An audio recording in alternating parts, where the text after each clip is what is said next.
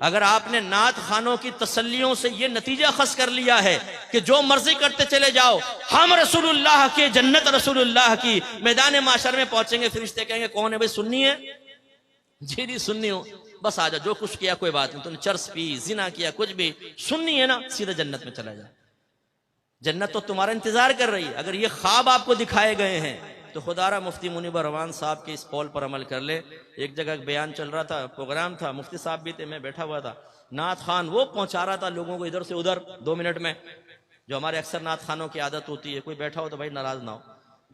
वो पहुंचे हुए ऊपर मुफ्ती साहब का बयान शुरू, आपने फरमाया कि भाई आप लोग पहुंचे हुए थे 7वें आसमान पर, तो बराए मेहरबानी मेरा बयान सुनने के लिए जरा जमीन पर तशरीफ लिया।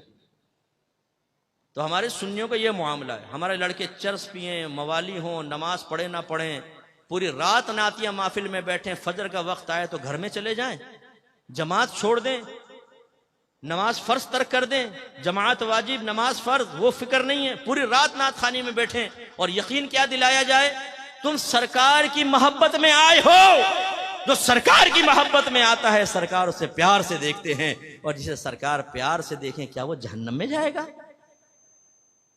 सामने कहते हैं नहीं नहीं, तो बस हमने तुम्हें जन्नत तक पहुंचा दिया शॉर्टकट के जरिए।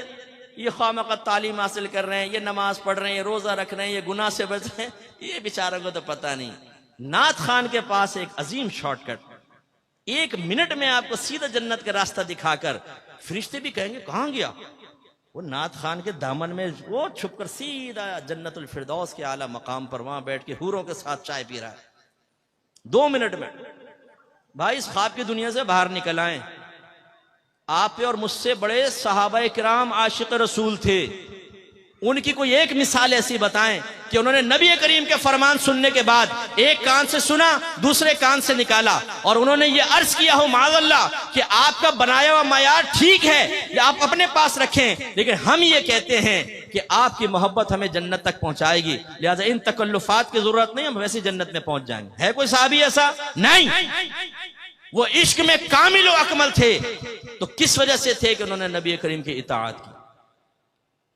आज हमारे सुन्नी नारा लगाते हैं गुलामी रसूल में मौत भी कबूल है, जो होना इश्क मुस्तफा तो जिंदगी फजूल है। फिर एक दूसरे को देखते हैं कैसा लगा नारा, दूसरा कहता है वाह क्या नारा लगाया तुमने यार, ब्लड सर्कुलेशन तेज हो गई। अच्छा भाई कर ले तेज। अब ये नारा भी लगा कि गुलामी रसूल में दाढ़ी भी कबूल है, क्योंकि सरकार ने फरमाया दाढ़ियां बढ़ाओ, मुझे छोटी करो, और यहूदियों की सूरत मत बनो। ये नारा लगा गुलामी रसूल में बाकायदा इल्म दीन सीखना भी कबूल है, कि आपके नबी ने फरमाया तलबुल इल्मी फरीदतुन अला कुल्ली मुस्लिम, इल्म का हासिल करना हर आकिल बालिग मुसलमान मर्द और औरत पर फर्ज है।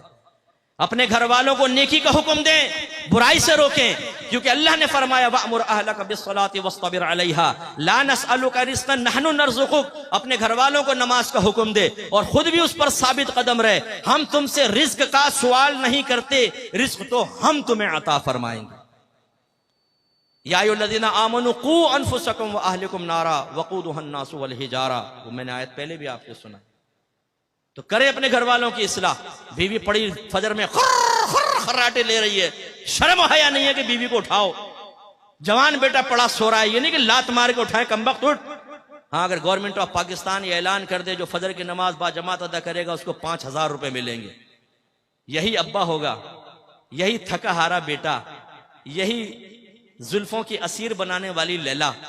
फिर इस मजनून को, इस अब्बा को देखें आप, लात मार के ना उठाए बेटे को, कमबख्त उठ, 5000 का मामला है, 5 तेरे 5 मेरे 5 छोटे बेटे के 15,000 रुपए रोज, एक नमाज के, फिर 5 नमाज, फिर महीने की कैलकुलेशन करके अब्बा कह लो अपने तो वारे न्यारे हो गए। तो आपकी बात नहीं कर रहा हूं, ये दुनियादार किस्म के लोगों की बात कर रहा हूं। लेकिन सोचिए कि हम क्या कर रहे हैं। इसी तरह ये नारा लगाएं कि गुलामी रसूल में हर गुनाह छोड़ना भी कबूल है, क्योंकि मेरी वालिदा सैयदा आयशा सिद्दीक़ा रज़ी अल्लाह तआला अन्हा कहती हैं कि नबी करीम सल्लल्लाहु अलैहि वसल्लम अपने ज़ात की खातिर कभी किसी से इंतकाम नहीं लेते थे, लेकिन जब कोई अगर अल्लाह की नाफरमानी करता तो सरकार उससे इंतकाम लेते थे। इंतकाम का मतलब उस पर सजा जारी करते थे। इजहार नाराजगी फरमाते थे। अगर आप ये समझते हैं कि नात खानी में बैठने के बाद मैं नमाज़ें कज़ा करूं, मैं लड़कीबाजी करूं, मैं सेक्स चैट करूं, मैं पोर्न वेबसाइट के विजिट करूं, मैं गंदी हरकतों में मुलव्वस रहूं और सरकार मुझे मोहब्बत भरी निगाहों से देखे, तो ये आपकी खाम ख्याली है। नाफरमानी और मोहब्बत रसूल जमा हो सकती है, इसका इनकार नहीं है। शेख अब्दुल मुहद्दिस देहलवी रहमतुल्लाह अलैह फरमाते हैं कि नाफरमान अपने दिल में मोहब्बत रसूल रखे ये मुमकिन है, लेकिन फरमाया वो मोहब्बत रसूल में नाकिस है। इसलिए कि मोहब्बत रसूल का तकाजा ये है, महबूब का तकाजा ये है कि महबूब के कहे पर चले।